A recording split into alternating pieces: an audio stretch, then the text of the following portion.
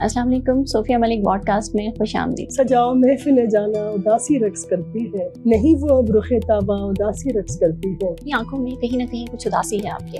मुझे लगता है सोफिया अब आप मुझे रुलाएंगी। हमों से चूर भी रखा और आपके होंठों की मुस्कुराहट भी नहीं छीन सकी। ये दुआ करती हूँ कि अल्लाह करे पर्दा पड़ा रहे। क्या मुश्किल था ये। कुछ खानदान ऐसे होते हैं जिनमें लड़की का कुछ भी लिखना वो लव लेटर होता है। वहाँ से आपको लगा कि नहीं, बस अब बगावत हो जानी चाहिए। जब आपको कुछ सजाया मिल जाता है उसकी कदर आपको नहीं आती है। बिल्कुल। तो आप मुझे क्या तीसरी शादी के लिए कन्विंस कर रही हैं?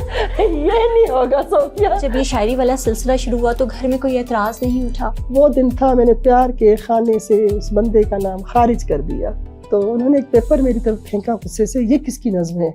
किसी को भी उम्मीदों से कभी ज्यादा नहीं मिलता कि उम्मीदों की शहजादी को शहजादा नहीं मिलता।